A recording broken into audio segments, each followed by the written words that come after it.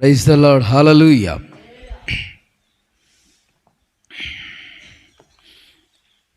స్తోత్రం స్తోత్రం స్తోత్రం.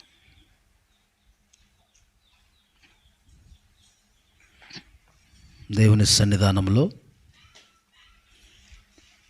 ఈ శుద్ధీకరణ కూడికి చేరువచ్చిన మీ అందరికీ ప్రభువైన యేసుక్రీస్తు నామములో వందనాలండి. ఇంతవరకు మనం దేవుని సన్నిధిలో ప్రార్థించాం.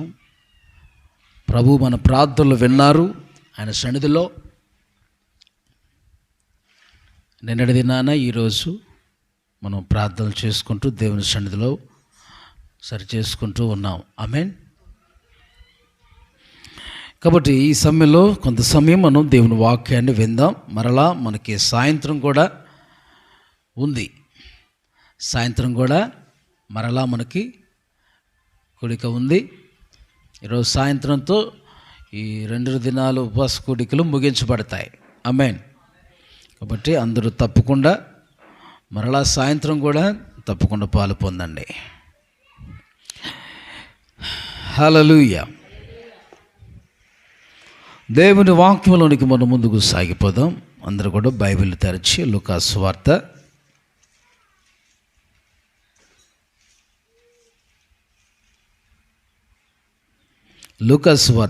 3వ అధ్యాయము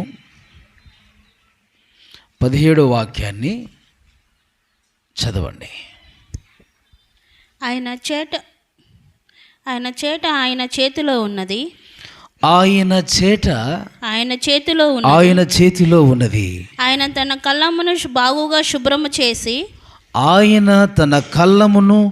బాగుగా శుభ్రము చేసి తన కొట్టులో గోధుమలు పోసి ఆరని అగ్నితో పొట్టు కాల్చివేయునని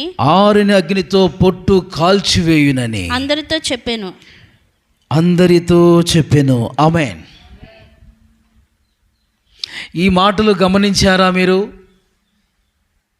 ఇక్కడ రాయబడి ఆయన చేట అనండి. తర్వాత ఆయన చేతిలో ఉంది. ఏముంది ఆయన చేతిలో? చేట ఉంది. అందరూ చెప్పండి. తెలుసు కదా అందరికి చేట. ఆయన చేట ఆయన చేతిలోనే ఉంది. ఆ తర్వాత ఏం చేశాడు? ఆయన తన కళ్ళమును బాగుగా శుభ్రము చేసి తన కొట్టులో గోధుమలు పోసి ఆరిన అగ్నితో పొట్టునేమో కాల్చివేశాడంట. గింజలనేమో కొట్టులో పోస్తున్నాడు, పొట్టునేమో కాల్చివేస్తున్నాడు. ఆమేన్. ఈరోజు పాఠం ఏంటంటే నీవు గింజవు కాక ఒకవేళ పొట్టుగా ఉన్నావా, చాలా ప్రమాదకరం. ఆమేన్. నువ్వు గింజగా ఉండాల్సింది నువ్వు గింజగా ఉండాలి, కానీ పొట్టుగా మాత్రం ఉంటే చాలా ప్రమాదకరం. ఏం చేయబడుతుంది? అగ్ని చేత కాల్చబడటమే. అయితే ఇక్కడ మీరు గింజలా పొట్ట అన్నది ఈరోజు తేలిపోద్ది మరి. ఆమేన్. ఈ సందేశం ద్వారా నువ్వు దేవుల్లో గింజవా లేక పొట్టువా? పొట్టు దేవుడికి ఉపయోగం లేదు. ఆ పొట్టు ఏం చేయబడింది? గాలికి చెదరగొట్టబడిద్ది, అగ్నికి కాల్చివేయబడిద్ది. అయితే ఆయన చేట ఆయన చేతిలో ఉందంట. చేటలో ఏం చేస్తాం మనం? చెరుగుతాం. చేటతో ఏం చేస్తామండి? చెరుగుతాం. చెరిగినప్పుడు గింజలేమో ఒక సైడ్కి, పొట్టేమో ఒక సైడ్కి వేరు చేయబడతాయి. అవునండి. చెరిగినప్పుడు ఏం చేయబడతాయి? వేరు చేయబడతాయి. గింజలు ఒక సైడ్కి, పొట్టేమో ఒక సైడ్కి ఎదరికి వచ్చేస్తాయి. మంచిగా చెరిగే వాళ్ళు, ముసలోళ్ళు మంచిగా. ఏమండి, చాలామంది ఉంటారు పాతకాలం ముసలోళ్ళని అడిగితే చక్కగా భలే చెరుగుతారండి వాళ్ళు. ఒక సైడ్ నూకలు వస్తాయి, ఒక సైడ్ ఏమో పొట్టు వచ్చింది, ఒక సైడ్ గింజలు వస్తాయి. చాలా చక్కగా చెరుగుతూ ఉంటారు. అయితే ప్రియులారా, దేవుడండి చెరిగి వేరు చేస్తున్నాడు. ఆయన గింజల్ని వేరు చేస్తున్నాడు, పొట్టును వేరు చేస్తున్నాడు. అయితే నువ్వు గింజగా ఉంటే ఆయన శ్రేష్టమైన ఆ గింజలన్నింటినీ తన కొట్టులో వేస్తాడట. తన కొట్టులో, హల్లెలూయా. అంటే తన రాజ్యములో వారు చేర్చబడతారు అని అర్థం. తన కొట్టులు అంటే చెప్పండి, తన రాజ్యంలో చేర్చబడతారు. మరి పొట్టు లాంటి వాళ్ళందరినీ కూడా ఏం చేస్తాడు? తీసివేసి అగ్నిలో పడవేయును. ఆమేన్. తీసి బయట పారవేయును, లేక అగ్నితో కాల్చివేసే పనులు చేయటం జరిగిద్ది అన్నమాట. ఆమేన్. చేట అనగానే, ఇప్పుడు కళ్ళం అనగానే, చాట అనగానే తీర్పు స్థలము అని గుర్తుంచుకోవాలి. ఆమేన్. తీర్పు స్థలం. తన కళ్ళమును బాగుగా శుభ్రం చేయను. కళ్ళములో ఎవరున్నారు? కళ్ళము అక్కడ ఎలా ఉండాలి చెప్పండి? ఒక ధాన్యం పోయాలంటే ఆ కళ్ళమంతా శుభ్రం చేయాలి. ఆమేన్. ధాన్యం అక్కడ పొయ్యాలంటే శుభ్రం చేసిన అన్నీ కూడా ఏం చేస్తారు చెప్పండి? ఒక చోట పోస్తారు. శుభ్రం చేయాలి. శుభ్రం చేసిన తర్వాత ఆ స్థలంలో ఆ ధాన్యాన్ని పోస్తారు. స్తోత్రం. చేట ఆయన చేతిలో ఉన్నది. ఆమేన్.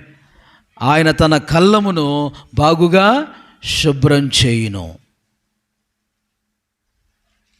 ధాన్యం పోయటానికి శుభ్రంగా ఉండాలండి.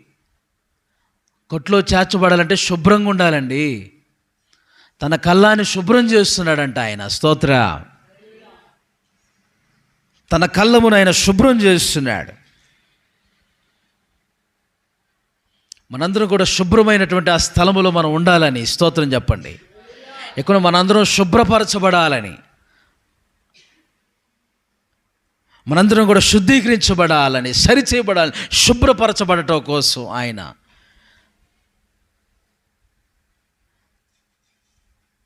ఆ కళ్ళం దగ్గర అంత శుభ్రం చేయబడుతుంది. దేవుని మందిరంలో నేను శుభ్రం చేస్తుంటున్నాడు ఆయన. స్తోత్రం. తన సావుకుల ద్వారా శుభ్రం చేస్తూ ఉంటున్నాడు ఆయన. స్తోత్రం. దేవుని ఆలయాన్ని ఆ దినముల్లో హిజ్కియా రాజు శుభ్రం చేశాడట. లేవీయులతో శుభ్రం చేయించాడు. అలాగనే దేవుడు తన సేవకుల ద్వారా మళ్ళందరినీ ఏం చేస్తాడు చెప్పండి? శుభ్రం చేస్తున్నాడు. కళ్ళమంతా శుభ్రం చేయబడుతుంది. ఆ స్థలాన్ని శుభ్రం చేస్తూ ఉన్నారు. తన కళ్ళమును, ఆమెను చెప్పండి. ఎవరి కళ్ళమట అది? ఆయన తన కళ్ళమును బాగుగా శుభ్రం చేసి తన కొట్టులో, తన రాజ్యములో, తన రాజ్యంగా మళ్ళందరినీ ఆయనలో మనం ఉండాలని, ఆయన సన్నిధిలో మనం ఉండాలి. ఆయన సన్నిధిలో మనం గింజలుగా ఆయన తన రాజ్యంలో, తన కొట్లో మనం ఉండాలని, తన కళ్ళంగా మనం, తన కళ్ళం అంటే మనమే ఒక మంచి కళ్ళంగా, శుభ్రం చేయబడిన ఒక కళ్ళంగా మనం మార్చబడి ఉండాలని ప్రభు ఆశిస్తున్నాడు. ఆశిస్తూ ఆయన ఏం చేస్తున్నాడు? చెరుగుతున్నాడు. హల్లెలూయా. చాట పట్టుకొని చెరుగుతున్నాడు. ఆమేన్. మేకలను ఒక సైడు, గొర్రెలను ఒక సైడు. గొర్రెల వైపు తన కుడి వైపున ఉన్నటువంటి వారితో ఏమన్నాడండి? కుడివైపునున్న గొర్రెలారా, ఆ గొర్రెలతో ఏమన్నాడు? యెహోవా చేత ఆశీర్వదించబడిన నీతిమంతులైన గుంపుకు సూచనగా ఉంది. ఆమేన్. ఇటు చూడండి, గొర్రెలు ఎవరు? నీతిమంతుల గుంపు, క్రైస్తవుల బిడ్డలని మనం చూస్తున్నాం. ఆమేన్ చెప్పండి. క్రైస్తవులు, దేవుని బిడ్డలు. మేకల గుంపు, ఎడమ వైపున ఉన్న వాళ్ళు మేకల గుంపు. ఏంటి ఆ మేకలు? పాపుల గుంపు. చెప్పండి. పాపుల్లో నుంచి దేవుడు మళ్ళీ అందరిని ఇప్పుడు ఏం చేశాడండి? వేరు చేశాడు. అలానే ఇప్పుడు తిరిగి ఆయన ఏం చేస్తాడు? పొట్టులో నుండి మనల్ని గింజల్ని వేరు చేస్తున్నాడు. ఆమేన్. పొట్టులో నుండి గింజల్ని వేరు చేస్తున్నాడు. పాపుల్లో నుండి దేవుడు మళ్ళీ అందరిని ఏం చేశాడు చెప్పండి? లోకములో నుంచి మళ్ళందరినీ వేరు చేశాడు. నా తండ్రి చేత ఆశీర్వదించబడిన వారులారా, మీకు సిద్ధపరచబడిన రాజ్యములో ప్రవేశించండి అని చెప్తున్నాడు ఆయన. ఆమేన్. నువ్వు పాపుల గుంపులో ఉన్నావా ఇంకా, లేకపోతే నీతిమంతుల గుంపులో, నీతిమంతుల సభలో ఉన్నావా? వేరు చేయబడిన అనుభవాలు ఉన్నాయా? మనం గుర్తించాలి. ఆమేన్. ఇంకా వేరు చేయబడ్డావా లేదా అన్నది గుర్తించాలి. దీన్ని బట్టి పొట్టు గింజగా ఉంటే బెటరే. ఆమేన్ చెప్పండి. నువ్వు కొట్లో తన కొట్లో తన రాజ్యములో నువ్వు చేర్చబడతావు. కొత్త సంవత్సరం నీకు ఆశీర్వాదకరంగా మార్చబడిద్ది. నువ్వు పొట్టుగా ఉంటూ అడుగుపెట్టావంటే, పొట్టుగానే ఉంటూ కొత్త సంవత్సరం అడుగుపెట్టావంటే ఆ సంవత్సరం నీకు ఆశీర్వాదకరంగా మారదు. ఆమేన్. శాపగ్రస్తంగా మార్చబడే అవకాశాలు ఉన్నాయి. నువ్వు గింజగా దేవుని సన్నిధిలో నిజమైన క్రైస్తవుడుగా, క్రైస్తవురాలుగా నువ్వు జీవించాలి. కానీ డూప్లికేట్ క్రైస్తవుడుగా ఏదో చర్చికి వస్తున్నా పోతున్నా అని చెప్పేసి అని ఉంటే అలాంటి వాళ్ళు ఎవరు చెప్పండి? పొట్టు. ఎవరు? పొట్టు. ఏదో వస్తున్నాను పోతున్నాను అనుకున్న వాళ్ళు పొట్టు. నిజమైన క్రైస్తవ జీవితాన్ని జీవిస్తూ దేవునికి మంచిగా ఎవరైతే నడుస్తారో వారు ఎవరు చెప్పండి? గింజ. హల్లెలూయా. గోధుమ గింజ. స్తోత్ర. పొట్టు కాదు, గోధుమ గింజ వలె మనం ఉండాలండి, పొట్టుగా ఉండకూడదండి. అయితే పొట్టుగా ఉంటే ఎవరు పొట్టు, ఎవరు పొట్టు వంటి వారు అని బైబిల్లో రాయబడి ఉంది. ఒకసారి మనం చూస్తే ఏమండి, కీర్తన 1వ అధ్యాయము 4వ వచనంలో చూస్తే దేవుడు ఎవరిని పొట్టుకు పోల్చాడో చూడండి. ఒక 5 విషయాలు మీతో మాట్లాడతాను. దుష్టులు అలాగున ఉండక, దుష్టులు అలాగు ఉండక గాలి చెదరగొట్టు పట్టు వల్లే ఉందురు. దుష్టులు పొట్టు వంటి వారు అని అంటున్నాడు ఇక్కడ దేవుడు. ఆమేన్. ప్రభు చెప్తున్నాడు పొట్టెవరు అంటే, ఇప్పుడు ఆయన చెరిగినప్పుడు పొట్టుగా బయటపడేది, పొట్టుగా బయటకు వచ్చేది ఎవరు? దుష్టులు. గింజలన్నీ వెనక్కిపోతాయి, మంచి కొట్లో చేర్చబడతాయి. దుష్టులు పొట్టు వంటి వారు అని మనం చూస్తున్నాం. దుష్టుల అలాగుండక,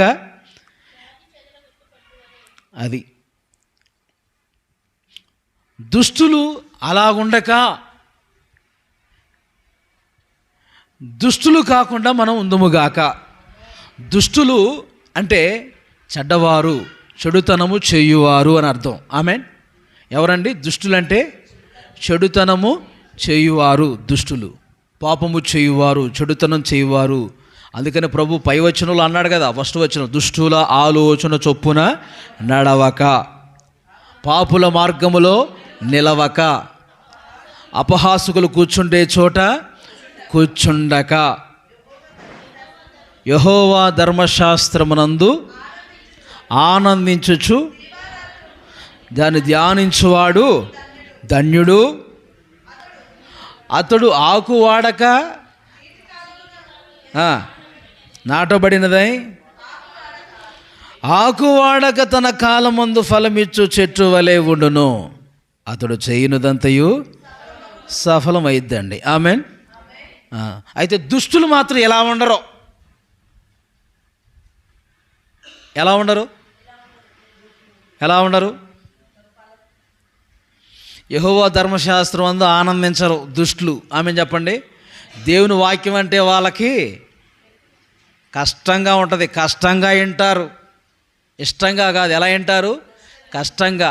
దేవుని నీతి నియమాలు అనుసరించి నడవటం కూడా వాళ్ళకి ఎలా ఉంటుంది? కష్టంగా ఉంటుందండి. అర్థమవుతుందా?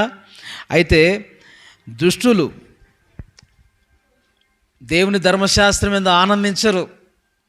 నీటి కాలువలో ఎవరు నాటబడిన పచ్చని చెట్టు వలె వారు ఉండరు, పొట్టులాగుంటారు. చాలా ఎలా ఉంటారంట? పొట్టులాగుంటారు. దుష్టులు అలాగుండక అని అన్నాడు. అందుకనే దుష్టులు అలాగుండక ఎలా ఉండును? గాలి చెదర కొట్టు పొట్టు వలె ఉండును. కాబట్టి న్యాయ విమర్శలో దుష్టులు, నీతిమంతుల సభలో పాపులను నిలవరు. చూసారా? నీతిమంతుల సభలో ఉంటారా వీళ్ళు? నీతిమంతుల జాబితాలోకి వస్తారండి? రారు. వీళ్ళు పాపుల గుంపు, పాపుల సభ, నీతిమంతుల సభ కాదు వాళ్ళది. దేనికి ఇష్టపడతారు ఎక్కువ? నీతిమంతుల సభలో, దేవుని సన్నిధిలో దేవునితో గడుపుదామని ఇష్టపడరు చాలామంది అండి. దేవుడితో గడపకుండా ఎక్కువ ఎవరితో గడుపుతారు? దుష్టులతో గడుపుతారు. సమయం అంతా సెంట్రల్లో గడుపుతారు, ఆలతీలతో ముచ్చట్లాడుతూ గడుపుతారు. అలాంటి వాళ్ళు ఎవరట? రకరకాల పనుల్లో పడిపోయి రకరకాల పనులు చేసుకుంటూ దేవుని సభను విడిచిపెట్టి, దేవుని ఆరాధన విడిచిపెట్టి, దేవుని సన్నిధిని విడిచిపెట్టి ప్రార్థనలు జరుగుతుంటే రానోళ్ళు ఎవరు చెప్పండి? వారు దుష్టత్వం చేయుచున్నారనే కదా.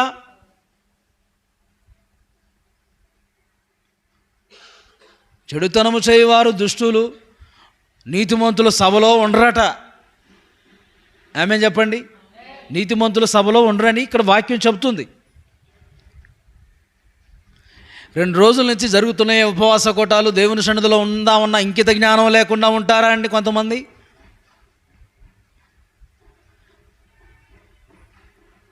రెండు మూడు సార్లు పాలు పొందుతున్న మీరు ధన్యులు, ఆశీర్వదించబడుదురుగాక. కానీ కనీసం ఒక్క కూటములోనైనా పాలు పొందుదామని ఆశ తపన ఉండాలా కదా, సరి చేసుకొని కొత్త సంవత్సరంలో అడుగు పెట్టాలని.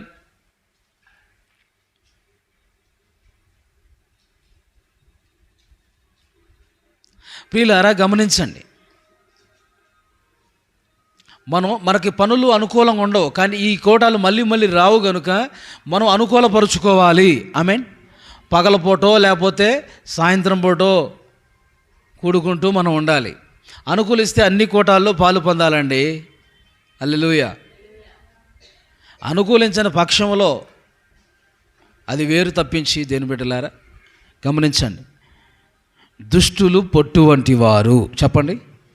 దుష్టులు పొట్టు వంటి వారు, వాళ్ళు నీతిమంతుల సభలో ఉండటానికి ఇష్టపడరట. కాబట్టి వాళ్ళు ఎక్కడుంటారంట? న్యాయ విమర్శలో దుష్టులు ఉంటారు. తర్వాత 6వ వచనం, నీతిమంతుల మార్గం యెహోవాకు తెలియను, దుష్టుల యొక్క మార్గము నాశనముకు నడుపును. ఆమేన్. ఇప్పుడు దుష్టుడు అలానే ఉంటే దేవుడికి సంతోషమా అండి? తన బ్రతుకును తన ప్రవర్తన మార్చుకొని జీవించుటయే నాకు సంతోషం అని అన్నాడు. చూడండి, హెజ్కేలు గ్రంథం 18వ అధ్యాయము 23వ వచనం. హెజ్కేలు గ్రంథం 18వ అధ్యాయం 23 నుంచి 27 వచనాల వరకు మనం చూస్తే,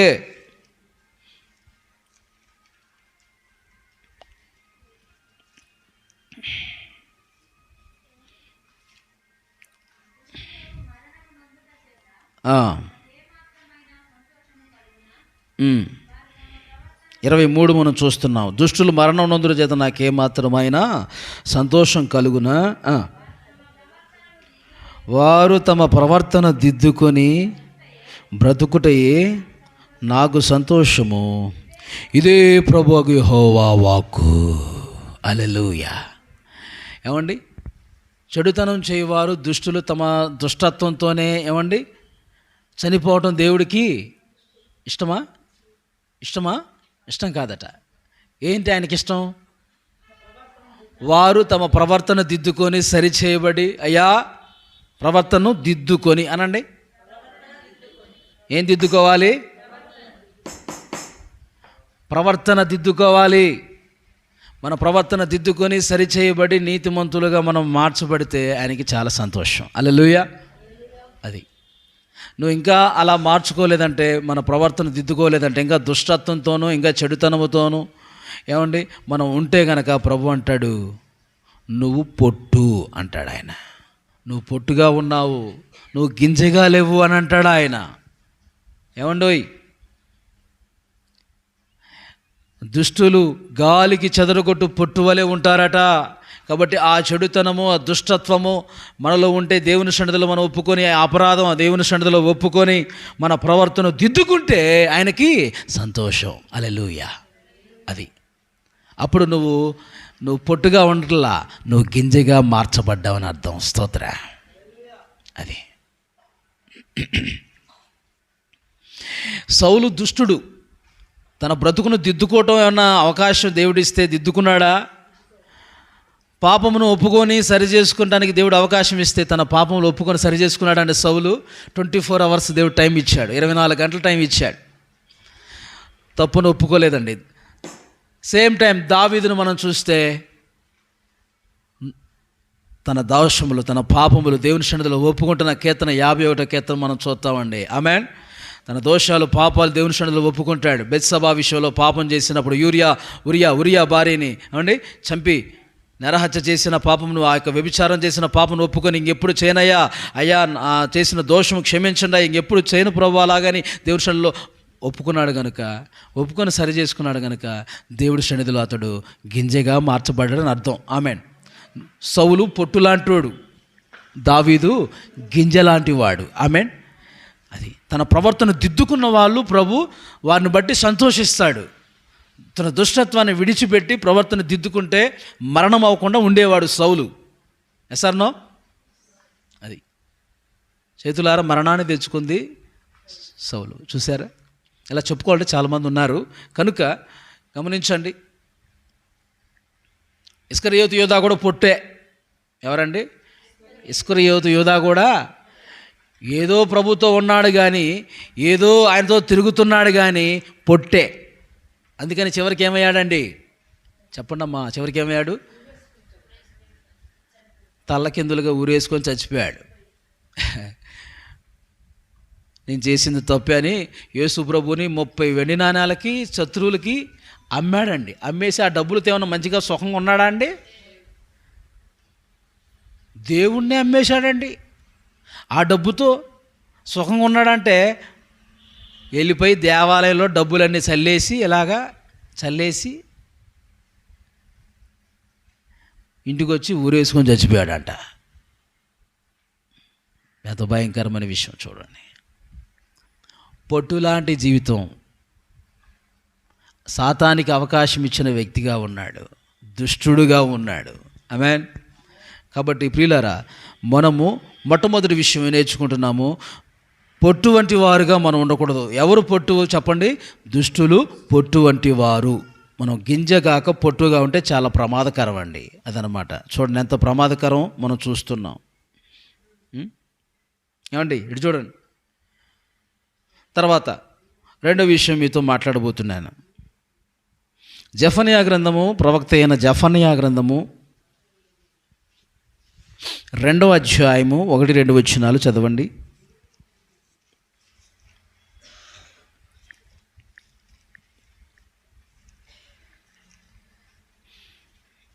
జెఫన్యా గ్రంథము 773వ పేజీ. క్రొత్త నిబంధన గ్రంథం కాదండి, పాత నిబంధన. అక్కడ చూస్తున్నారు మీరు. 2వ అధ్యాయం 1వ వచనం చదవండి. సిగ్గుమాలిన జనులారా కూడిరండి, పొట్టు గాలికి ఎగురునట్లు సమయం గతించుచున్నది. విధి నిర్ణయము కాకమునుపే యెహోవా కోపాగ్ని మీ మీదకు రాకమునుపే మిమ్మును శిక్షించుటకై యెహోవా ఉగ్రత దినము రాకమునుపే కూడి రండి. ఇటు చూడండి. ఇంకా కొంతమంది తిరిగేసేలే అందులోనే ఉన్నారు. ఇంకా మీకు బైబిల్ స్టార్టింగ్ కంఠస్థం చేయటం వస్తే బైబిల్లో వచనాలు స్టార్టింగ్ ఉంటాయి చూసారా? ఆదికాండం, నిర్గమాకాండం, లేవ్యాకాండం, ఇవన్నీ పాత నిబంధనలు ఎన్ని పుస్తకాలు అవి కంఠస్థం చేయండి ఫస్ట్ మీరు. ఆమేన్. క్రొత్త నిబంధన పుస్తకాలు ఎన్ని ఉన్నాయి అవి కంఠస్థం చేస్తే మీకు నోటెడ్ అయిపోద్ది. కాబట్టి దేని తర్వాత ఏది ఉందని టకానుమని తీయగలుగుతారు.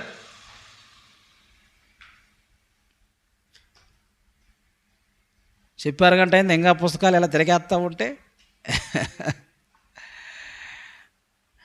సరిగా మీరు బైబిల్ చదవట్లేదని అర్థం.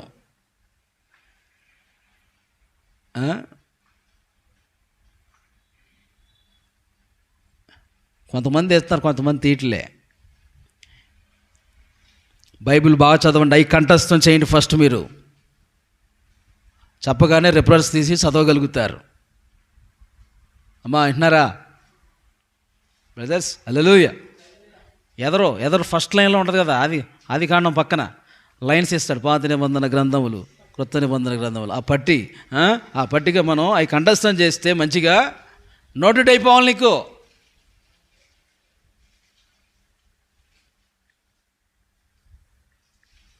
హల్లెలూయా. 2వ అధ్యాయము 1-2 వచనాలు మనం చూస్తున్నాం. సిగ్గుమాలిన జనులారా కూడి రండి, పొట్టు గాలికి ఎగిరిపోనట్లుగా, పొట్టు గాలికి ఎగిరిపోనట్లుగా అంట సమయము గతించిపోతుంది అంటున్నాడు. ఏం పోతుందంట? ఏం పోతుందండి? ఏం పోతుందండి? సమయం పోతుందండి. గాలికి ఎగిరిపోయినట్లుగా సమయం పోతుందండి. విధి నిర్ణయం కాకమునిపే, ఏనండి చూడండి, యెహోవా కోపాగ్ని మీ మీదకి రాక మునిపే మిమ్మల్ని రక్షించుటకై యెహోవా ఉగ్రత దినము రాకమునిపే కూడి రండి సిగ్గు మాలిన జనులారా, కూలి రండి అన్నాడు. అబ్బా ఏందండి ఆ మాట?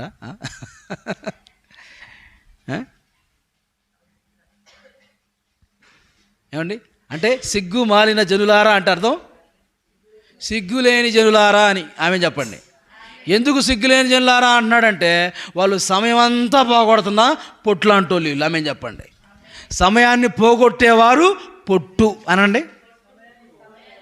సమయాన్ని పోగొట్టుకునేవారు, వృధాగా పోగొట్టుకునేవారు, సమయాన్ని ఆ సమయంలో ఏం చేయాలో తెలియని వాళ్ళు, సమయానికి దేవుని సన్నిధికి కూడా రానోళ్ళు, సమయానికి ఏం చేయాలో తెలియని వాళ్ళు ఎవరు? పొట్టు. చెప్పండి, పొట్టు. గింజ కాదు, వారు మాత్రం గింజ కానే ఏంటది మరి? గింజ కాదు, పొట్టు. ఆమేన్. పొట్టండి, పొట్టు. ఇంకా సమయం దేవుడు అంటున్నాడు. అందుకనే రెండయ్యా యెహోవా కోపాగ్ని రాకమునిపే రండి అని దేవుడు తన సేవకుల ద్వారా మాట్లాడుతూ ఉంటున్నాడు.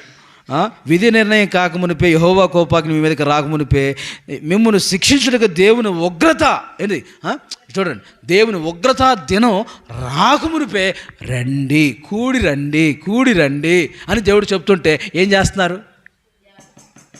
హలో, అందరూ చూస్తున్నారా? రండి అని పిలుస్తుంటే ఏం చేయట్లేదు, రావట్లే. సమయాన్ని ఏం చేస్తున్నారు? సమయాన్ని ఉరికినే పోనిచ్చేస్తున్నారు, వ్యర్థం గడుపుతున్నారు. అలాంటి వాళ్ళని దేవుడు ఏమన్నాడు? సిగ్గుమాలిన జనులారా కూడి రండి, పొట్టు గాలికి ఎగిరిపోయినట్లుగా సమయం గతించిపోతుంది అని అంటున్నాడు. సమయం గతించిపోతుంది, పొట్టులాగా సమయం గతించిపోతుంది అని అంటే దాని అర్థం ఏంటంటే రండి అని ఎందుకు మాట్లాడుతానంటే, మీరు సమయానికి రాకపోతే దేవుని కోపాగ్ని తెచ్చేవారుగా మీరుంటే, ఆ శిక్షను కొని తెచ్చుకునేవారుగా ఉంటే మనం పొట్టుగా ఉన్నామని అర్థం. ఆమె చెప్పండి, మనం కూడా పొట్టు వంటి వారమే. సమయం గతించిపోతున్నట్లుగా గాలికి పొట్టు ఎగిరిపోతుందని మనం చూస్తున్నాం కదా. పొట్టు గాలికి ఎగిరిపోనట్లు సమయం గతించిపోతుంది అంటున్నాడు కదా. పొట్టు గాలికి ఎగిరిపోను సమయం గాలికి ఎగిరిపోతుంది. సమయం గాలికి సమయాన్ని పోగొట్టుకున్నాను అనుకో, గాలికి వదిలేసాం అనుకో, సమయం అంతా గాలికి వృధాగా, గాలి అంటే వృధాగా దాన్ని సమయాన్ని వృధాగా వదిలేసాం అనుకో, నువ్వు కూడా ఆ పొట్టులాగా మనం మారిపోతాం అని అర్థం. ఆమె చెప్పండి, గాలికి ఎగిరిపోయేటువంటి ఆ పొట్టులాగా మనం కూడా ఎగిరిపోతాము అని అర్థం. ఆమె మరి మనం సమయాన్ని ఎంత పాటిస్తున్నామండి? సమయాన్ని హాజరవుతున్నామా? ఆమేన్. సమయాన్ని పాటిస్తున్నామా? సమయాన్ని వృధాపరచుకోకుండా ఉంటున్నామా? బైబిల్లో దేవుడు సెలవిస్తాడు, గెహాజీతో ఎలీషా ప్రవక్త అంటాడు, వెండి బంగారాలు సంపాదించుకోవడానికి, వెలగల వస్త్రాలు సంపాదించుకోవడానికి ఇది సమయమా? హగ్గయి గ్రంథంలో ఏమండి ప్రవక్త ద్వారా మాట్లాడుతున్న హగ్గయి ప్రవక్త ద్వారా, మీరు నా మందిరం పాడై ఉంటే సరంబి వేసిన ఇండ్లలో నివసించడానికి ఇది సమయమా? యుద్ధానికి వెళ్ళాల్సినటువంటి సమయంలో యుద్ధంకి వెళ్ళకుండా ఏమండి ఇంటి దగ్గర నిద్రపోవటానికి దావీదు ఇది నీకు సమయమా? యుద్ధానికి వెళ్ళాల్సిన సమయం యుద్ధంకి వెళ్ళకుండా ఏం చేస్తున్నాడు ఆయన? ఇంట్లో కూర్చున్నాడు. అందరిని యుద్ధానికి పంపించి ఇంట్లో కూర్చున్నాడు. మేడ మీద ఉండి అటు ఇటు తిరుగుతూ పాపంలో పడ్డాడు. ఆమేన్. ఏ సమయంలో ఏది చేయాలో అది చేయాలి. మన ఆమె చెప్పండి, దేవుని సన్నిధికి వచ్చే సమయంలో దేవుని సన్నిధికి రావాలి. యుద్ధం చేసే సమయంలో యుద్ధం చేయాలి, పని చేసే సమయంలో పని చేయాలి. హల్లెలూయా. కనుక ప్రియులారా గమనించండి, సమయాన్ని పోగొట్టుకుంటే మనము ఎలాంటి వారమండి? పొట్టు వంటి వారమని గుర్తించుకోవాలి. సమయాన్ని పోగొట్టుకోదు. ఇలాంటి ప్రార్థనా సమయాలు పోగొట్టుకుంటే నువ్వు పొట్టే, నువ్వు గింజ కాదు. ఆమెన్. సరి చేసుకుందాం గాక, మారు మనసు వచ్చును గాక. హల్లెలూయా. మారు మనసు పొందుతారా? ఆమెన్. ఏమండి ఓయ్, వింటున్నారా? మీతో కాదు ఈ మాటలు చెబుతుంది, మీతోనే కాదు, యూట్యూబ్ ద్వారా కూడా వింటున్నారు ఈ సందేశం. ఈ సంవత్సరాంతంలో ప్రతి వారు సరి చేయబడి మారు మనసు పొందుదురుగాక. సమయాన్ని పోగొట్టుకోకుండా, దుష్టుల వలె కాకుండా ప్రవర్తన దిద్దుకున్నటువంటి వారుగా మనం ఉందుముగాక. నెక్స్ట్ పాయింట్, మూడో విషయం మీతో మాట్లాడాలనుకుంటున్నాను. లూకాసు వార్త 15వ అధ్యాయంలోనండి, తప్పిపోయిన కుమారుడంట పొట్టు తినే గతి పట్టిందంటండి. మనకు తెలుసు కదా ఆ వాక్యం అండి. లూకాసు వార్త మీరు చూడగలుగుతారు, 15-16.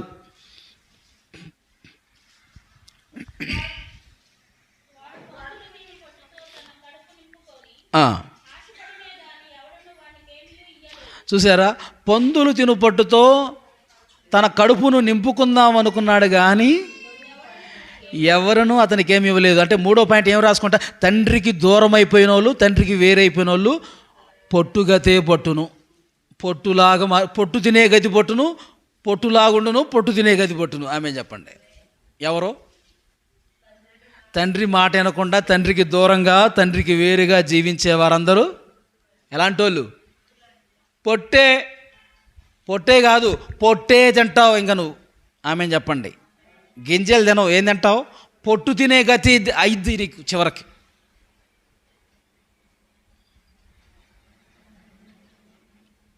కుమారుడా, ఇటు చూడండి, నా వైపు చూడండి.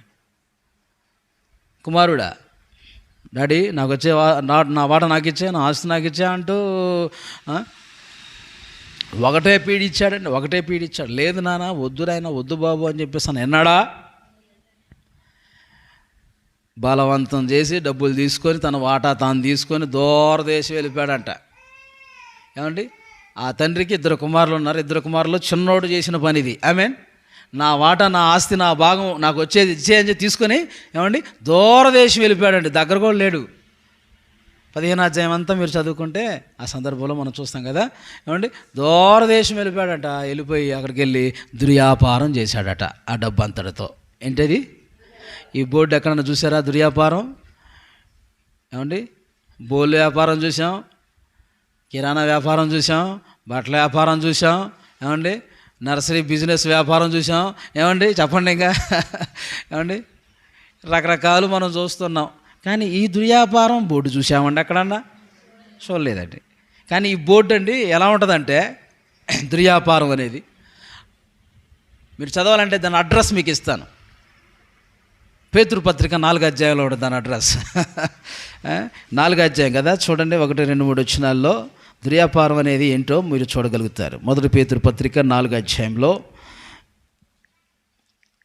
2వ వచనం నుంచి చదవండి.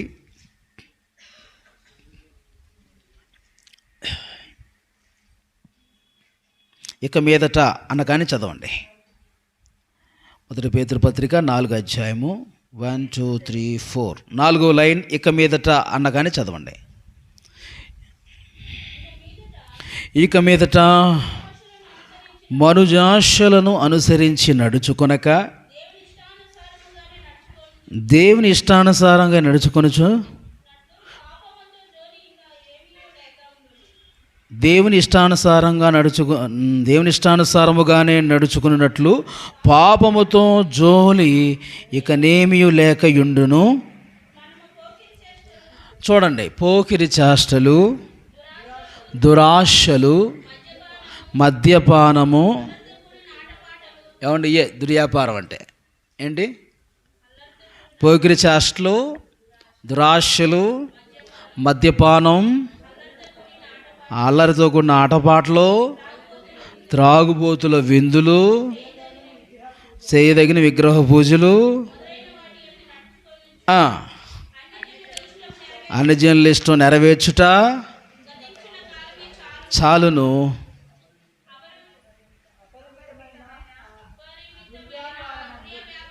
అపరిమితమైన దుర్యాపారమునందు తమతో కూడా మీరు పరిగెత్తకపోయినందుకు. అది తర్వాత సజీవులకు మృతులకు తీర్పు తీర్చుటకు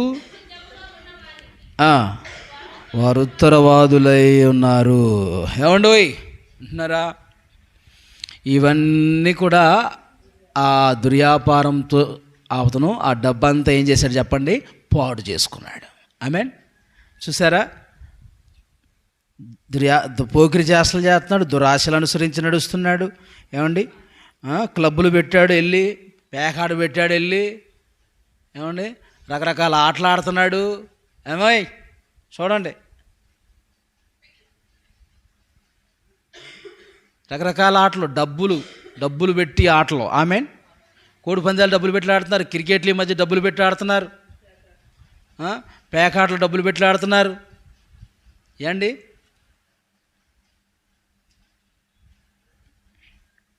ఆంధ్ర సైడు కోళ్ళు పందాలు ఆడతారండి సంక్రాంతి టైంలో. బోర్డులు పెట్టాడు, దమ్మున్న కోడి దుమ్ము లేపిందని పెట్టాడు. దమ్మున్న కోడి దుమ్ము లేపిందంట. కోళ్ళు అండి, కోళ్ళు. వాటికి మళ్ళీ డబ్బులు, వాటికి మళ్ళీ కత్తులు కడుతున్నారండి. కత్తులు కట్టి వాటి పోటీ చేసి అవి ప్రాణాలు పోతున్నాయి, అవి చంపబడుతున్నాయి. డబ్బులండి, మళ్ళీ డబ్బులు వేలు లక్షలు పందాలు పెట్టుకొని. చూడండి, డబ్బు అలాగ వృధా చేసుకుంటున్నారు చాలామంది.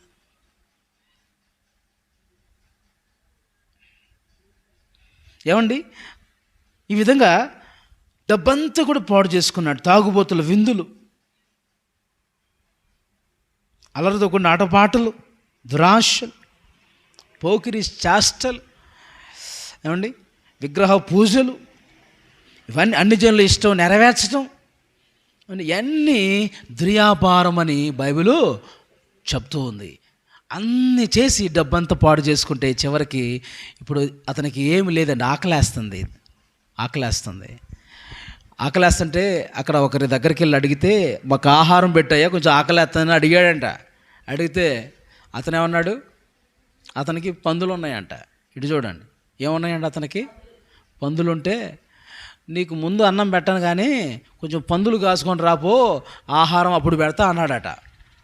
అప్పుడు పందులు కాసుకురావడానికండి వెళ్తేనండి ఆ పందులకు ఆ పొట్టు తిందామని ఆశపడ్డాడంట. కానీ చెప్పండి, ఆ పందులు అవి తిన్నాయి లేదు, అవే తింటున్నాయి. ఈయన ఎక్కడ తింటాడు? అవే కలబడుకుంటూ తింటున్నాయి. ఏమండి ఇటు చూడండి, అవి కలబడుకుంటూ తింటున్నాయి. ఈయన ఎక్కడ తినిచ్చాయి? పందులు పట్టుతో అన్న ఆశ తీర్చుకుందాం, కడుపు నింపుకుందాం అనుకున్నాడంట. చూడండి, పట్టు తిను గతి పట్టింది. ఎందుకండి ఆ బ్రతుకు? ఎవరిని విడిచి రావటం బట్టి, ఎవరికి దూరంగా రావటం బట్టి, తండ్రికి దూరంగా రావటం బట్టి. అలాగనే యేసయ్యకి దూరం అయితే మన బ్రతుకులు ఎలా ఉంటాయి? పొట్టు అనండి, అవునా కాదండి? యేసయ్యకి దూరం అయితే మన జీవితాలు ఎలా మారుతాయి? పొట్టు వంటివిగా మారుతాయి అని అర్థం. పాఠం ఏంటంటే, పొట్టు వంటివిగా మార్చబడే అవకాశాలు ఉంటాయి అన్నమాట. అలా ఉంటే దేవునికి దూరం అయితే, దేవునికి వేరైతే, ఆ తండ్రి ఎంత ప్రేమ కలిగిన తండ్రి చూడండి. ఎప్పుడొస్తానా నా కుమారుడు అని చెప్పి ఎదురు చూస్తూ ఉన్నాడండి. రాగానే హక్కును చేర్చుకొని, ఏమంటే ముద్దు పెట్టుకొని, అతన్ని కౌగులించుకొని, అతను ఏవైతే పోగొట్టుకున్నాడో అన్నీ మరలా ఇచ్చాడంట ఆ తండ్రి ప్రేమగల తండ్రి యేసయ్య. హల్లెలూయా. మన తప్పు తెలుసుకొని మనం వస్తే ఆయన మనల్ని క్షమించి చెప్పండి చేర్చుకుంటాడు. అతను అనుకుంటున్నాడు, మాటలు సిద్ధపరచుకుంటున్నాడు తండ్రి. వెళ్ళే ముందు బుద్ధి వచ్చిందంట. అప్పుడు బుద్ధి వచ్చిందండి. ఏమొచ్చిందంట? ఇప్పుడు ఆ పందులు కూడా పొట్టు కూడా తినకపోతుంటే అప్పుడు బుద్ధి వచ్చిందంట. ఏమొచ్చింది?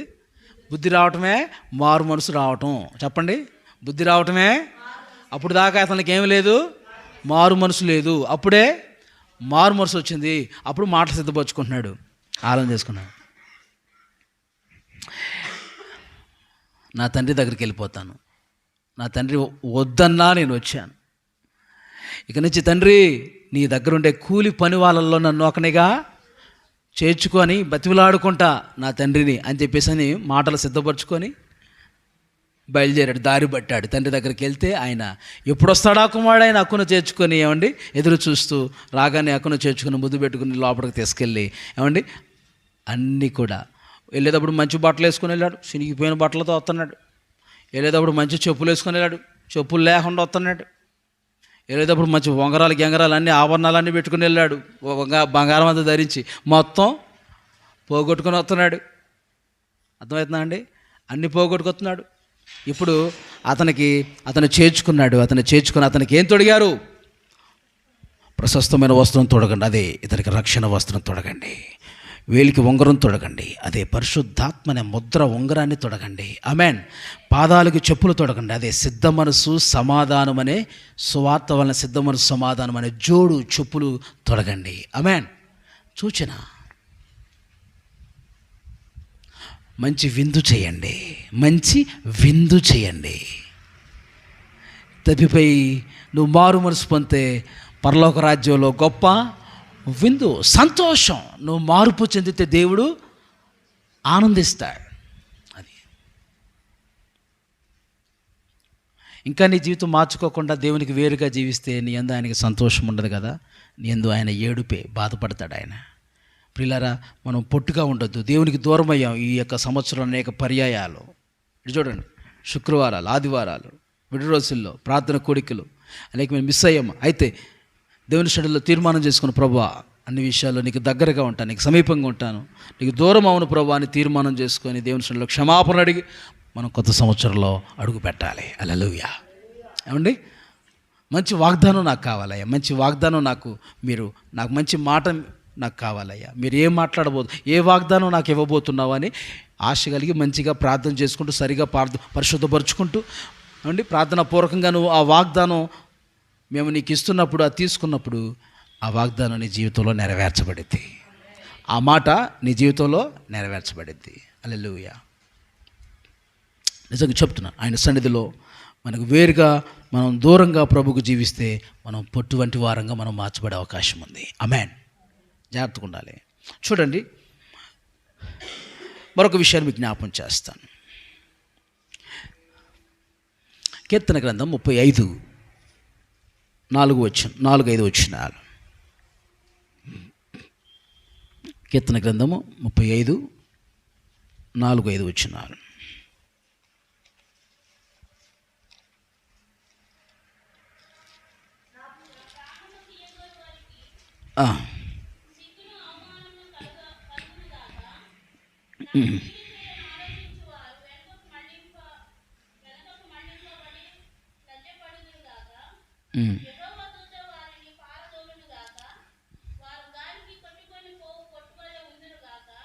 ఆమేన్. మైక్లో చదవమ్మా. ఎలా ఉంటారట? ఎవరు వాళ్ళు? ఎవరు వారు? నాకు కీడు చేయని ఆలోచించువారు వెనుకకు మళ్లింపబడి లజ్జింపబడుదురుగాక. యెహోవా దూత వారిని పారదోలునుగాక. వారు గాలికి కొట్టుకొని పొట్టు వలె ఉందురుగాక. అంటే ఎవరు పొట్టు? కీడు చేసేవారు పొట్టు అని అర్థం. ఆమేన్ చెప్పండి. ఇతరులకు నువ్వు కీడు చేయాలని తలంచినట్లయితే నీ ఇరుగు పొరుగు వారికి, నీ ఇంటి వారికి, నీ పొరుగు వారికి, ఆమేన్, కీడు చేయాలని తలంచితే ఆలోచించినా చేయవసరంలా. అదేనా? ఏందంట? కీడు ఆలోచించి కీడు చేయాలని ఆలోచించిన. ఏమండి, ఆయన ఎవరో మీకు తెలుసు కదా. కీడు చేయాలని చూశాడు కదా. ఎవరికి?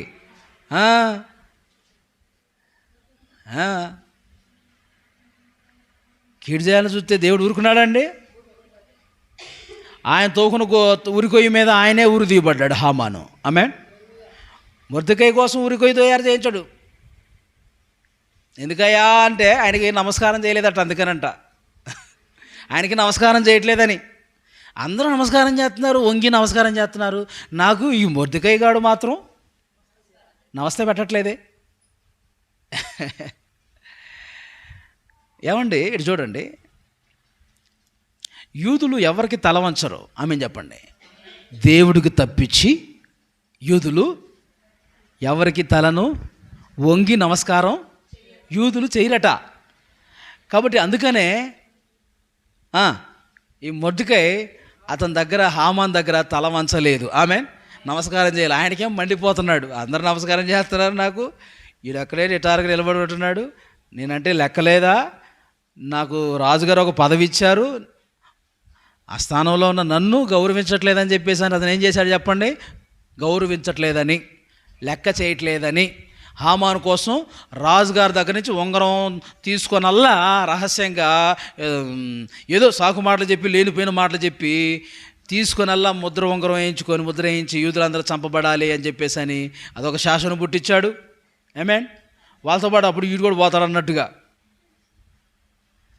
తర్వాత ఏదో చెప్పి మొర్దెకైని ఉరికొయ్య మీద ఎక్కించాలని చాలా ప్లాన్ చేసి పెద్ద ఇంటి ముందు ఉరికొయ్య తయారు చేయిస్తే అదే ఉరికొయ్య మీద చివరికి ఏమైందంటే ఈ హామాన్నే ఉరి తీయటం జరిగింది. లేనిపోయిన కార్యమైంది తర్వాత అండి. ఆమేన్. అవన్నీ చెబితే సమయం చాలా అయిపోద్ది. మీరు బైబిల్లో మీరు చదువుకుంటే ఎస్తేరు గ్రంథంలో మీరు చూసుకోవచ్చు. హల్లెలూయా. అయితే ఎస్తేరు దేవుని సన్నిధిలో ఆ విషయం తెలిసిన తర్వాత, మొర్దెకైకి ఆ విషయం తెలిసిన తర్వాత ఎస్తేరుకి చెప్పి నువ్వు ప్రార్థన చేయాలమ్మా అన్నప్పుడు ఆమె ప్రార్థన చేసింది, ఈయన ప్రార్థన చేశారు. ఆ ప్రార్థన బట్టి దేవుడు ఏమండి గొప్ప విజయం దేవుడు ఇచ్చాడు. హల్లెలూయా. Praise the lord. రాజుగారి దగ్గరికి వెళ్ళి విన్నపం తెలియజేసుకుంది అమ్మగారు ఎస్తేరు. రాజా, మా యూదా ప్రజలు ఉన్నారు, వాళ్ళ విషయమై ఇలా నిన్ను కోరుతున్నాను, వారిని కాపాడాలి అని చెప్పేసి అని రాజుగారికి తెలియజేసినప్పుడు వారందరినీ నేను కాపాడుతానని దానికి తెలియజేయడానికి ముందుగా ఆమె ఒక చిన్న తెలివి ఉపయోగించింది. రాజా, మీతో పాటు హామాన్ అనే వ్యక్తి మీరిద్దరు కలిసి నా విందుకు రావాలి రాజా, అదే నా కోరిక అనిందండి. ఫస్ట్ ఆమె ఏంటంటే ఆమె కోరిక, నీ కోరిక ఏంటమ్మా, ఒక్కదాని వచ్చావు కదా నాతో మాట్లాడి, నీ కోరిక ఏంటమ్మా అని అంటే ఆమె ఏమనింది, నా కోరిక ఏం లేదు రాజా, మీరు హామాన్ అనే వ్యక్తి నేను ఏర్పాటు చేసే విందుకు మీరు రావాలి. ఆమేన్. నేను ఏర్పాటు చేసే విందుకు రావాలి. విందుకు రావాలంటే ఓ అంతేనా, వస్తా అని అన్నాడు. హామాన్తో ఐశ్వర్య రాజుతో పాటు ఎవరు వచ్చారు? ఈ హామాన్ కూడా వచ్చాడు.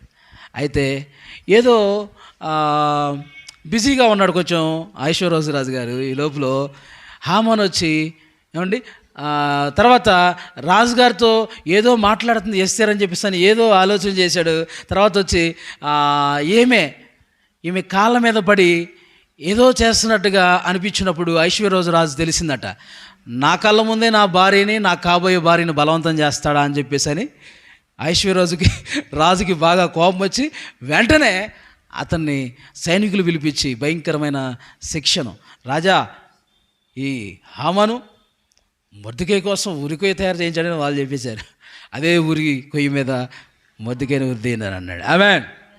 ఇదండి ఆ హిస్టరీ అంతా మీరు చదువుకుంటే ఇంకా చాలా వివరంగా ఉంటుంది, మీరు మంచిగా చదువుకుంటే ఎస్తేరు గ్రంథంలో. ఆమేన్.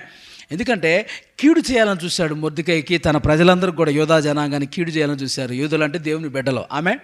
వారికి కీడు చేయాలని చూస్తే దేవుడు ఊరుకుంటాడా? దేవుడు కీడు చేసిన ఆ వ్యక్తికే ఊరేయబడింది. ఆమేన్. తాను తవ్వుకున్న గోతులో తానే పడ్డాడు. కీడు చేయాలని చూసేవారు ఎలాంటి వారంటే పొట్టు లాంటి వారు. ఆమె చెప్పండి. చూడండి, ఇక్కడున్న మీరు ఎవరైనా సరే నీ వారికి కీడు చేయాలని చూస్తున్నావా? కీడు చేయాలని చూస్తే నీ ఇంటి వారికి, నీ తోటి వారికి, మీ బంధువులకు, మీ అత్తకి, మీ కోడలకి, మీ కొడుక్కి, మీ కూతురికి, మీ రక్త సంబంధులు, మీ బంధుమిత్రులకి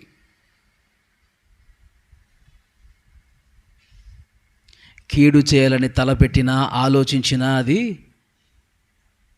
ప్రభు అంటున్నాడు ఏంటి చెప్పండి, వారు పొట్టువలే ఏమవుతారు?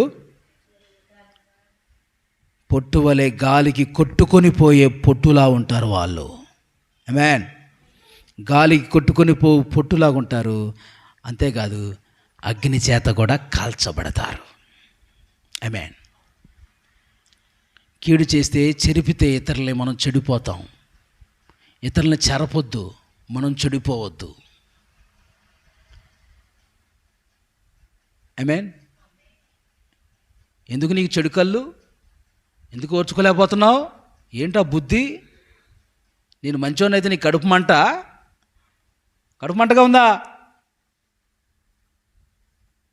కడుపు మంటకుంటే నీళ్ళు తాగు, ఎంతవరకే. కొబ్బరి బొండం తాగు, డ్రింక్ తాగు. ఆమేన్.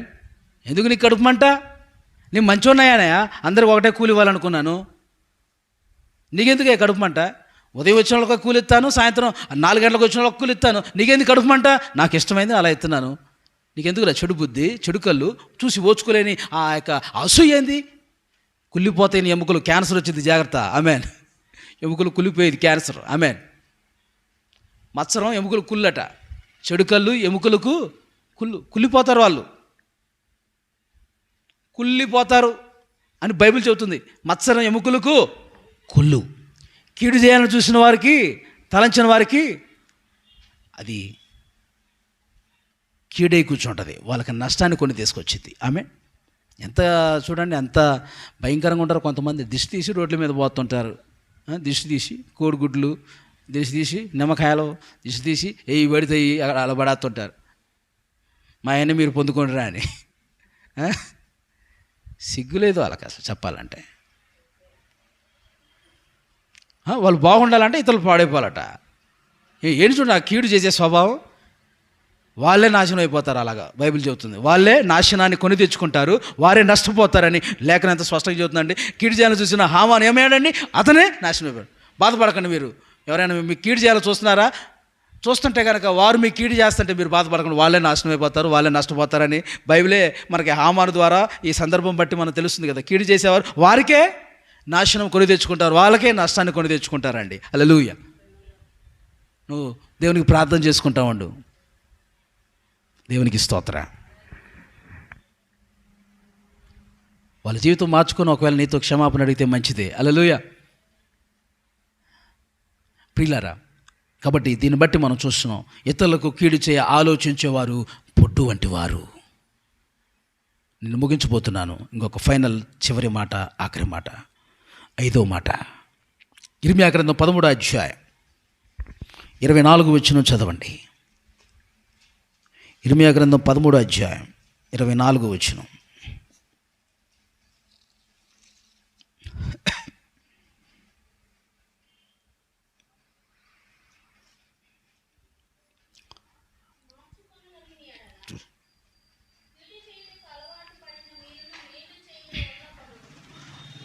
ఇర్మియా గ్రంథం 13వ అధ్యాయం 24వ వచనం అండి. 24. కాబట్టి అడవి గాలికి పొట్టు ఎగురున్నట్లు నేను వారిని చెదరగొట్టేదను.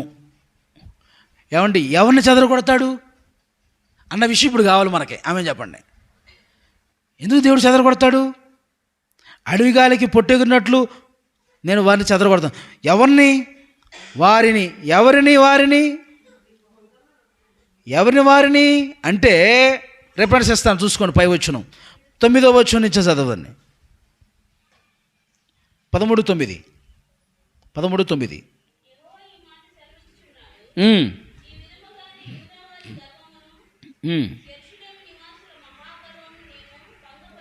అది చూడండి, గర్విష్ఠులు పొట్టు లాంటి వారు, గర్వంతో ఉన్నవారు. ఎవరంట? మహాగర్వం. గర్వంలో మహాగర్వం, కోపిష్టిలో మహాకోపిష్టి, రౌద్రంలో మహారౌద్రం ఉంటాయి బైబిల్లో. ఏమండి, అలాగనే ఇక్కడ ఏ గర్వం అట? యోదావారి గర్వమును యెరూషలేము నివాసుల మహాగర్వము నేను భంగపరిచేదను. ఆ గర్వాన్ని బట్టే నేనేం చేస్తాను? పాడు చేస్తాను, వాళ్ళని పొట్టు వలె చెదరగొడతానంటున్నాడు ఆయన. వాళ్ళు పొట్టు వలె ఎగిరిపోతారు అంటున్నాడు దేవుడు. ఆమేన్. అంటే గర్విష్ఠులందరూ దేవుని దృష్టిలో పొట్టు వంటి వారు చెదరగొడతానని అర్థం. గర్వమే కాదు, ఇక్కడ ఇంకా కొన్ని లోపాలు కనిపిస్తున్నాయి వాళ్ళల్లో. చూడండి, అన్య దేవతలు పూజించుచు,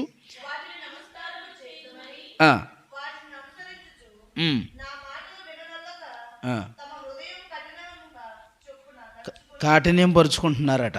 చూడండి, గర్వంతో ఏం చేస్తున్నారు చెప్పండి? గర్వంతో దేవుని మాట వినకుండా అన్య దేవతలను పూజిస్తూ తమ హృదయాన్ని ఏం చేస్తున్నారు? కఠినపరుచుకుంటున్నారు. అలాంటి వాళ్ళందరూ ఎవరట? పొట్టు. విన్నామ్మా? వింటున్నారు అందరూ? ఎవరు పొట్టు? గర్వంతో ఉన్నవారు. గర్వంతో ఉండి దేవుడు మాట్లాడుతున్న వినకుండా ఏవేవో లోక సంబంధమైన ఆచారాలు, లోక సంబంధమైన కార్యాలు చేస్తూ అన్ని జనుల ఇష్టాన్ని నెరవేరుస్తూ జీవించేవారు. దేవుడు మాట్లాడుతున్న హృదయం కఠినం చేసుకున్న వాళ్ళు, విగ్రహాలకు సంబంధించిన వాటిని అనుసరిస్తూ నడుస్తున్న వారు పొట్టు అని అర్థం. ఆమె చెప్పండి. అది దేవుడు మాట్లాడుతున్నా దేవుడు మాట వినకుండా హృదయం కఠినం చేసుకొని గర్వంతో ఉంటే నాకు కాదులే, మాకు కాదులే అని హృదయం కఠినం చేసుకొని ఉంటారంట. కఠినం చెప్పండి. కఠినం అంటే చెప్పాలంటే రాయి. చెప్పండి. కొంతమంది హృదయాలు ఎలా ఉంటున్నాయి? రాయిలాగా బండబారిపోయి ఉంటున్నాయండి. ఎంత చెప్పినా వాళ్ళకి అది చెవిటోడు చెవులో శంఖం ఊదినట్టే. చెవిటోడు చెవులో శంఖం తెలుసుగా మీకు? ఎంత ఊదినా చెవిటోడికి ఏమైనా పడింది? ఏమండి? చెవిటోడు చెవులు శంఖం ఊదినట్టేనండి. మాకు కాదులే, ఎవరికో యువతనాలే అనుకుంటారు వాళ్ళు. చెవిటోడు ఏదో చెప్పుకుంటున్నారు అనుకున్నాడు, కానీ మాకు కాదు, నాకు కాదు, ఎవరికో చెప్పుకున్నాడు, ఏదో చెప్పుకున్నాడు అనుకుంటారంట. నీతోనే ప్రభువు మాట్లాడుతున్నాడు. ఆమేన్ చెప్పండి. దేవుని మాట వినకుండా హృదయాన్ని ఎందుకు కఠినం చేసుకుంటున్నారు? హృదయం కఠినం చేసుకోకూడదు. హృదయం బండబారిలాగా చేసుకోకూడదు. నేల అయితే కొంచెం నానిద్ది, బండ అయితే నాందో, నీళ్ళు పోతే పోతాయి. ఎంత వాక్యం చెప్పినా హృదయం కఠినం చేసుకుంటే, ఎంత చెప్తున్నా హృదయం కఠినం చేసుకుంటే గర్వంతో దేవుడిని అంగీకరించలేడు. ఆమేన్ చెప్పండి. దేవుడు మాట్లాడుతున్నప్పుడు నీ యొక్క హృదయం ఎలా ఉండాలి? మెత్తనదిగా మార్చబడాలి. హల్లెలూయా. మరి దేవుని వాక్యం బండబారిన హృదయాన్ని కూడా బద్దలు చేయగలిగింది కదా. సుత్తి వంటిదని రాయబడింది కదా దేవుని వాక్యం. ఆమేన్. బండబారిన హృదయాలను సుత్తి వంటిదిగా ఉండి పగలగొట్టిద్ది నిజమే, కానీ ఆ బండబారిన హృదయాలు కూడా సుత్తి వంటిదిగా మార్చాలంటే నువ్వు దేవుడి మాట వినటానికి నువ్వు ముందైతే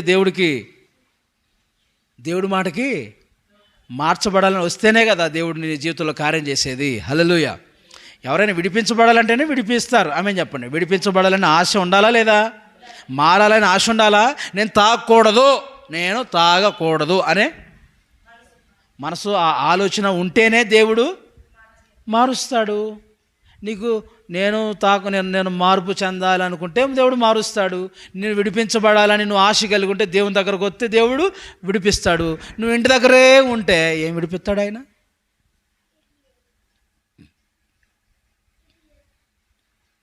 మారాలనే మనసు, నేను విడుదల పొందాలనే మనసు నీకుంటేనే దేవుడు సహాయం చేయగలుగుతాడు నీకు. హల్లెలూయా. నేను మారాలనుకుంటున్నాను, నేను విడుదల పొందుకోవాలనుకుంటున్నానండి, నా గర్వాన్ని విడిచిపెట్టాలనుకుంటున్నాను, ఇక నుంచి నా జీవితం సరిగా ఉంచుకోవాలనుకుంటున్నానని చెప్పేసి నీలో ఆ తలంపు, ఆ ఆలోచన పుడితే ప్రభు ఆటోమేటిక్గా నీ బండబారు హృదయాన్ని సరి చేస్తాడు. స్తోత్రం చెప్పండి. అసలేమీ లేకుండా దేవుడు ఏం మార్చలేడు. దేవుడు నీకు సహాయం చేయడు, హెల్ప్ చేయలేడు ఆయన. కొంతన్నా నీకు ఆలోచన దేవుడి మీద కలగకుండా ప్రభు ఏం చేయడండి.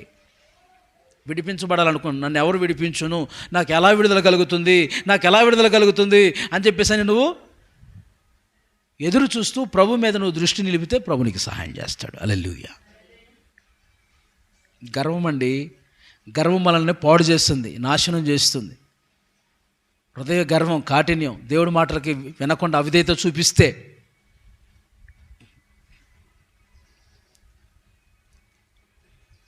బైబిల్లో నెబుకద్నెజరు కూడా గర్వించడం వలన నా వల్లే మహాసామ్రాజ్యం బబులోను మహాసామ్రాజ్యం అంతా కట్టబడింది, నా వల్లే అంతా నిర్మించబడిందని, నా వల్లే నా వల్ల అనుకుంటే దేవుడు ఏం చేశాడు? ఎరా నేనే విడిపోయాను, నీకు సాయం చేసింది నేనే కదా, నిన్ను రాజుగా చేసింది నేనే కదా, అటు స్థాయిలో ఉంచింది నేనే కదా, నీకు ఆలోచన ఇచ్చింది నేనే కదా, ఎలా కట్టాలో ఏం చేయాలో అన్నీ నన్ను మర్చిపోయి నా వల్ల అంతా అయిందని చెప్పేసి అని ఎర్రవీగుతున్నావా అని చెప్పి దేవుడు ఏం చేశాడండి? గడ్డి తింటున్నాడండి, పశువు అయిపోయాడండి. ఏమయ్యాడండి? పశువు. మనిషి పశువులాగా గడ్డి తింటున్నాడు. మనిషి పశువై గడ్డి తిన్నాడు. చూడండి, పశువు మనిషి అయితే బాగుండు, మనిషి పశువు అవ్వకూడదా? మనిషి మనిషిగా బ్రతకాలనే దేవుడు ఈ లోకానికి దిగొచ్చాడు. హల్లెలూయా. మనం మంచిగా మారాలని, మార్పు చెందాలని. గట్టిగా స్తోత్రం చెప్పండి. ఆ గర్వమే అతన్ని సింహాసనాన్ని నుంచి దించింది. ఆమేన్. గద్దెను దించింది, సింహాసనం దించింది. ఆ గర్వం వలన ఒక వ్యక్తి సింహాసనం ఊడిపోవును అని బైబిల్ చెబుతుంది. కృప వలన, తగ్గింపు వలన, దీనత్వం వలన ఒక వ్యక్తి సింహాసనం ఎక్కును. హల్లెలూయా. తగ్గింపు వలన, దీనత్వం వలన ఒక వ్యక్తి సింహాసనం ఎక్కును. కృప వలన సింహాసనం స్థిరపరచబడును. తగ్గింపు వలన, దీనత్వం వలన. గర్వం వలన సింహాసనం ఊడిపోవును. ఉన్న స్థానంలోంచి మనం ఊడిపోయే అవకాశాలు ఉంటాయి. కాబట్టి ప్రియులారా, మనం జాగ్రత్త కలిగి ఉందుముగాక. హల్లెలూయా. ఈ విషయాలు మనం జాగ్రత్తగా ఉండాలి. ఏమండి, మనం పొట్టుగా ఉండక గింజగా ఉందుముగాక. ఎవరు గింజ, ఎవరు పొట్టు అని మనం చూసాం చెప్పండి. ఇక్కడ ఎవరు పొట్టు చెప్పండి? నీతిమంతులు నిజమైన క్రైస్తవులే గింజలకు పోల్చబడుతున్నారు. ఆమేన్. దుష్టులైతే పొట్టుకు పోల్చబడుతున్నారు. తర్వాత సమయం వృధాగా పోగొట్టుకున్న వాళ్ళు కూడా పొట్టుతో సమానమని ప్రభు చెప్తున్నాడండి. తర్వాత దేవునికి దూరమయ్యేవారు, ఆయనకి వేరై జీవించేవారు అందరూ కూడా, మరి ఆయనకి వేరే జీవిస్తే ఎండిపోతారు అంతే. చెట్టులో కొమ్మలు అతకబడి ఉంటేనే ఫలిస్తాయి, జీవం వచ్చింది. లేకపోతే వేరుగుంటే ఎండిపోయింది, పొయ్యిలేస్తారు, కాలిపోయి బూడిదైపోతాయి. ఆమె. కాబట్టి దేవునికి వేరుగా ఉంటే మనం కూడా, చర్చికి దూరం అయితే, దేవునికి దూరం అయిపోతే, ఆయనకి వేరే అయిపోతే మనం కూడా ఏమవుతాం? ఎండిపోతాం. అవునా అండి? ఎండిపోతావా లేదా? కాబట్టి ఏం చేయాలి? ఈ నీటి ఆరున ఉండాలి. స్తోత్రం చెప్పండి. అప్పుడే మనం బహుగా ఫలిస్తాం. ఈ సంవత్సరం అన్నా ఫలించిద్దామో, ఈ సంవత్సరం అన్నా ఫలించిద్దామో అని చెప్పి దేవుడు చూస్తున్నాడు. ఒక చెట్టు ఉందట, ఈ సంవత్సరం ఫలించిద్దాం, ఈ సంవత్సరం ఫలించిద్దామని చూస్తే అది మాత్రం ఎంత మాత్రం ఫలించట్లేదట. నేను ఇంకే గొడ్డలతో నరికేసి తీసేస్తాను, స్థలం వేస్ట్ అయిపోతుంది అనుకుంటే, ఈ లోపల ఆ తోటమాల అంటాడు, అయ్యా అయ్యా అయ్యా అయ్యా ఈ సంవత్సరం ఉండేద్దామయ్యా, అయ్యా ఎరువేద్దామయ్యా, చెట్టు చుట్టూ తవ్వుతానయ్యా, తవ్వి ఎరువేస్తానయ్యా, ఎరువేసి దానికి సంబంధించిన నీళ్ళు మొత్తాన్ని కట్టి మంచిగా నేను ఈ సంవత్సరం చూద్దాం, ఈ సంవత్సరం ఫలించింది, లేకపోతే ఆ చెట్టును తీసేసి ఆ స్థానంలో వేరే చెట్టును నాటుదామయ్యా అన్నారు. ఆమేన్. అది దేవుని సన్నిధిలో ఈ సంవత్సరం ఫలిస్తావా అని దేవుడు చూస్తున్నాడు. మనం ఆయన ప్రేమను మనం అలుసుగా తీసుకొని దేవునిలో ఫలించకుండా, ఆయనలో ఎదగకుండా మనం ఉంటే, దేవుడు మన స్థానంలోంచి దేవుడు మనల్ని తొలగించే అవకాశాలు ఉంటాయండి. ఆమేన్. జాగ్రత్త సుమా. దేవుడు నిన్ను తీసివేయకుండా ఉండాలంటే, ఆమేన్, ఫలించు ప్రతి తీగ బహుగా ఫలించాలని పనికిరాని తీగలు తీసివేయబడతాయంట. పనికిరాని తీగవే నిన్ను తీసి బయటపడేస్తాడు ఆయన, పనికొచ్చే తీగనే ఉంచుతాడు ఆయన. హల్లెలూయా. మనం కూడా చెట్లు ఏం చేస్తామండి? పనికిరాని అన్నీ కూడా తీస్తాం, వేస్ట్ అన్నీ తీస్తాం కదా. వేస్ట్ తీగలు, వేస్ట్ ఎండిపోయిన ఆకులు అన్నీ తీసేస్తాం. ఎందుకు తీస్తామంటే, ఫలించే కొమ్మ మళ్ళీ ఇంకా మంచిగా ఫలించాలి, దానికి అడ్డుగా ఉన్నాయి అనవసరంగా అని చెప్పేసి అని పనికిరాని అన్నీ తీసేస్తాం కదా, కట్ చేస్తాం కదా. అలాగనే మనలో పనికిరాని కూడా ఏమున్నాయి అన్నీ కూడా తీసేసుకుంటేనే బహుగా ఎక్కువగా ఫలిస్తాము. హల్లెలూయా. ఆయనలో ఉంటేనే, ఆయనలో నిలిచి ఉంటే, ఆయన మన యందు, మనం ఆయన యందు నిలిచి ఉంటే బహుగా ఫలిస్తాము. ఆయనకి వేరుగా ఉండి మనం చూడండి, ఏమైనా చేయగలమా? ఏం చేయలేదు, ఎండిపోతాం. కాబట్టి దేవునికి వేరైన వారు, దూరంగా ఉన్నవారు పొట్టు వంటి వారు అని మనం చూస్తూ వచ్చాం. తర్వాత 4వది ఏం చూసాం? ఇతరులకు కీడు చేయి వారందరూ కూడా పొట్టు వంటి వారే అని మనం చూస్తూ ఉన్నాం. తర్వాత గర్విష్ఠులు, దేవుని మాట వినక హృదయం కఠినం చేసుకున్నటువంటి గర్విష్ఠులు కూడా ఎలాంటి వారు చెప్పండి? పొట్టు వంటి వారు. దేవుని మాట విననొల్లక, గర్వం వలన దేవుని మాట వినక హృదయం కఠినం చేసుకున్న వాళ్ళందరూ కూడా, దేవుని మాట వెనక గర్వం వలన దేవుని మాట వెనక హృదయం కఠినం చేసుకొని ఈ లోక కార్యకలాపాల్లో మునిగిపోయి అన్ని జనుల ఇష్టాన్ని నెరవేరుస్తూ జీవించేవారు అందరూ కూడా పొట్టు లాంటి వారే. ఇలాంటి పొట్టుగా నువ్వు ఉంటే 6 అగ్నిగుండంలో నిన్ను పడేస్తాడు ఆయన, చెదరగొడతాడు ఆయన, 6 గుండంలో పడేస్తాడు ఆయన. అయితే ఆయన చేటలో నుండి ఆయన చెరుగుతున్నప్పుడు నువ్వు ఎలా ఉండాలి? గింజలుగా ఉండాలి. పొట్టుగా మనం ఉండకూడదు. గింజలనే తన కొట్లో చేరుస్తాడు. ఆమె చెప్పండి. గింజలుగా ఉండి యేసయ్య కొట్లో, రాజ్యంలో, కొట్టు అనే రాజ్యంలో ప్రభు సన్నిధిలోకి మనం చేర్చబడదాం గాక. హల్లెలూయా.